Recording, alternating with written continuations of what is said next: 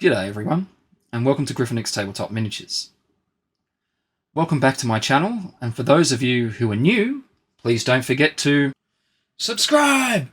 And don't forget to hit that notification bell so you can stay up to date on all content released here on this channel. Now, I really appreciate you doing that, and if you like it, don't forget to give it a like. That really helps us out. Thanks. Now on with the video.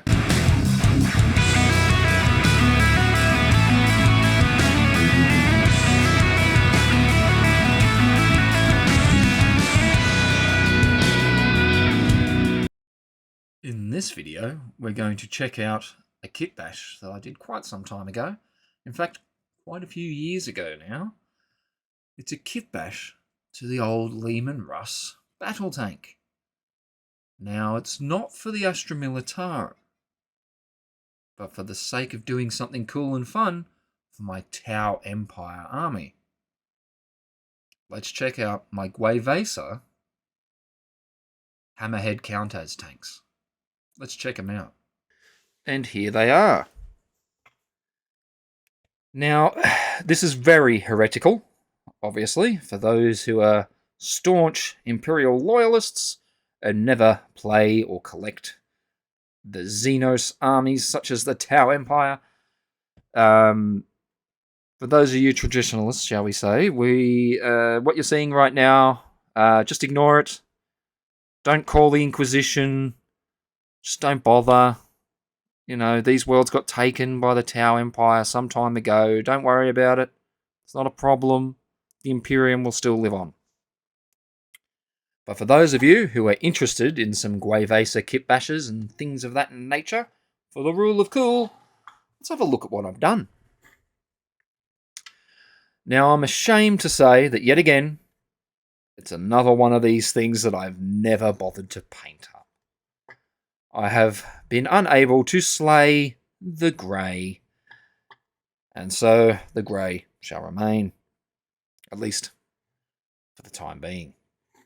Now, as you can see, I've done quite a few little bits and bobs around on this tank, made a few changes.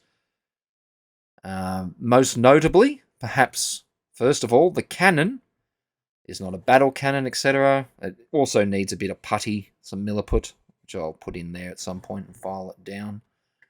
Always intended to do it, but never got around to it. Anyway, we've got the gun here, the rail gun, from the Tau Broadside Battlesuit kit. Now, I'm just going to take the turret of the tank off, just to make things a bit easier.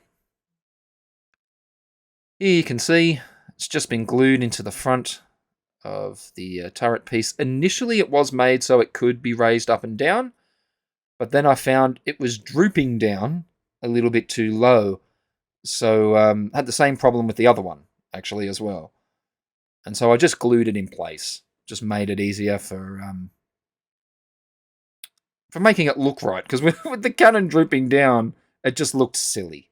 Really silly. So I've put that on the front, and I've gone to a bit of trouble to go around the tank on both of them and cut off all the, or the majority of the rivets.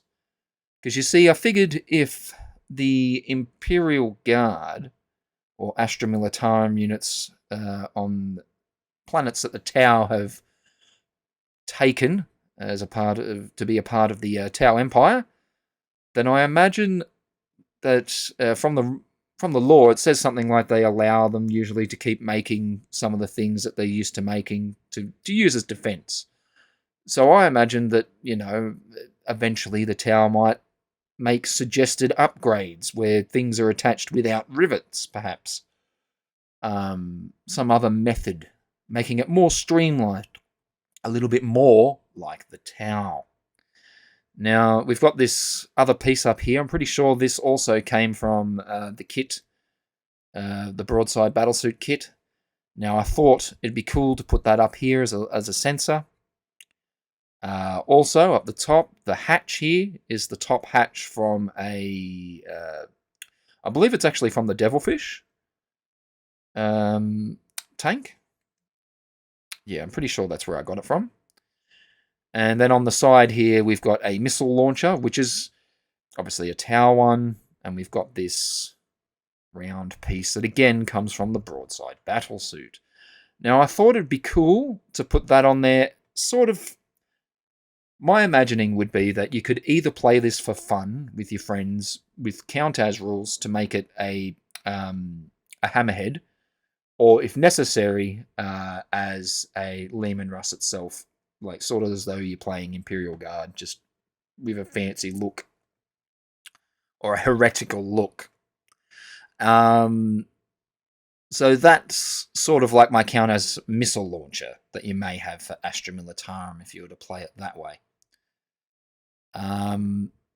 This, I believe, is also from the Devilfish kit or Hammerhead kit. Anyway, I had a few of those spare, so I thought I'll put that on there as well because I generally put those on my Hammerheads and stuff. So thought that would look all right. And let's bring over the body of this thing. Now, first of all, you probably noticed that on the sides here, we have, instead of the blocky, sort of chunky boxes that go there and there on either side, we have the wings from a Piranha kit, a Tau Piranha kit. Now, I didn't waste the whole Piranha. I actually used the center of it to make my own Tetras, Kitbash Tetras. Instead of getting the Forge World ones, I made some of my own with some plastic card and parts from the Piranha kit. And so planning that out so I could do that was good because it meant I was then able to take these wings and put them on here and sort of make this. Now I'm just going to take these little drones off for the minute and tilt the tank up forwards. Now you can see this still moves. Obviously all I've done is fill the center with, I think it was the heavy bolter option, cut it right off and stick this in its place. And again, these are both from one kit. And I'm pretty sure that was from the Hammerhead kit because on my Hammerheads, the ones that are actually the Tau version, their drones have the that sort of double missile pod thing going on. So instead of these, is it burst cannons? Is that what these things are called? Can't remember. Anyway, I thought that would look cool on here, and given that it's kind of a rapid fire weapon, I thought that would be good. Given that quite often some people have a heavy bolter or something in there. I suppose I could have also gone with something like a fusion blaster, or maybe even the one of their other weapons. But I thought that would be the better choice. On here is yet another Tau sensor thing. I'm pretty sure that also came from the broadside battlesuit kit, but if I'm wrong and you recognise what it's from, put it down in the comments below. And again, I thank you for doing so. Whether you're giving me new information, comments or critiques, or happily answering my questions and providing me with the correct answer, I appreciate your efforts down below. Now, let's have a closer look at the drones. Now, I could have gone with the some drones with the big missile pods attached to the bottom, and a part of me wishes that I'd done that because it does make it more accurate to the original model of the Hammerhead. However, for the rule of cool, I thought just putting this in as it is, these drones, which I'm pretty sure came from the Riptide kit. I think they're spare drones, weapon drones that come with that.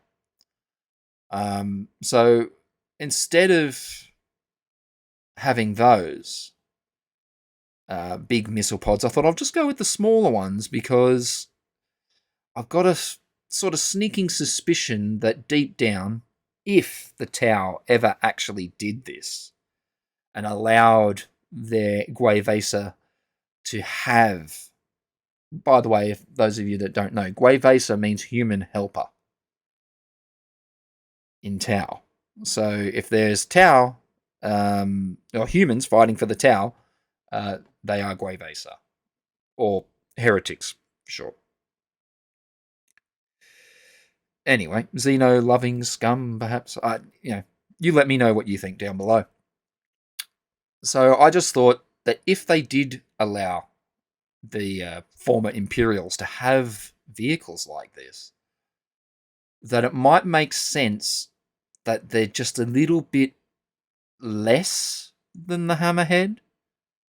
A little less powerful, perhaps in certain respects, because this is perhaps more heavily armoured, but it mightn't have quite as much firepower.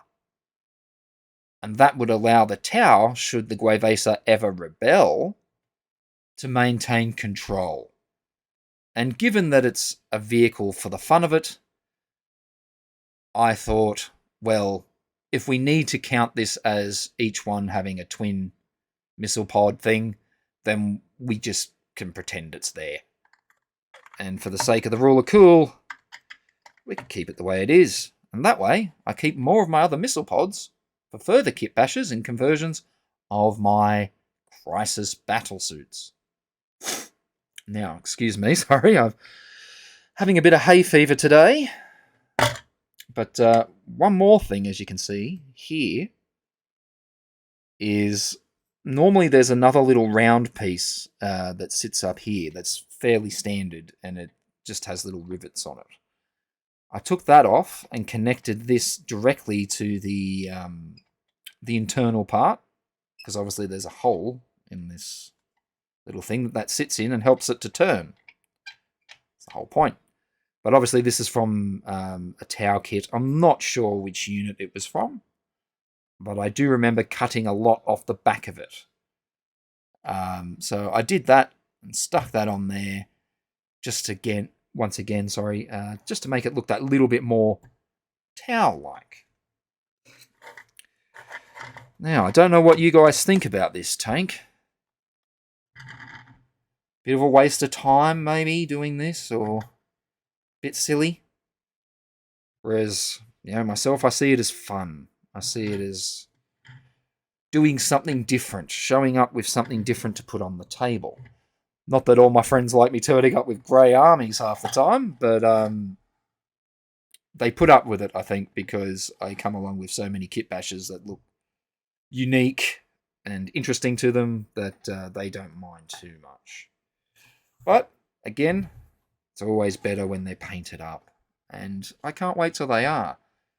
And obviously I have to do a little bit of work, like on the other. I've got to put some milliput in there and smooth it out and file it back. Sorry about that. File it back and just make it nice and neat. As you can see again on this one, I've taken the main smaller rivets off all the surfaces there. And this one is built exactly as the other one is. And I did that very deliberately because I wanted them to look standard. Like there's some sort of standard to this. And as you can see, look, it's still got the missile launcher up here with the sensor and the little round bit sort of holding it on, I guess. Aerial thing up here. Little round bit on there. Weapon bit that moves. The wings of the piranhas, or the piranha. And the drones, of course. Both of them.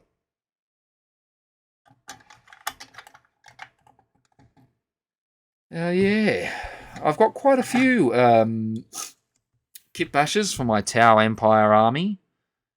Some of them involve other species being a part of the Tau Empire, including some things are made out of lizard men, skinks, and Saurus warriors. Kit bashes for my Kroot. Even using the old Vespid to turn them into something new once the new ones came out, which is actually something I've done much more recently than this. And obviously, with these, I have Gue'vesa units that can be played as either Imperial Guard or like a Guardsman, or as Tau Empire Fire Warriors. So lots of fun to be had. And if you'd be interested in seeing my Gue'vesa troops or some of the other alien auxiliaries, let me know down in the comments below. And I'm sure we can arrange a video for that. And yeah, if you're interested in seeing any of my other Tau stuff, including the regular sort of Tau stuff and all the kit bashes I did with those, again, down in the comments below, let me know. Yeah, and I think that's about it for this video. Once again, I thank you very much for checking us out here today.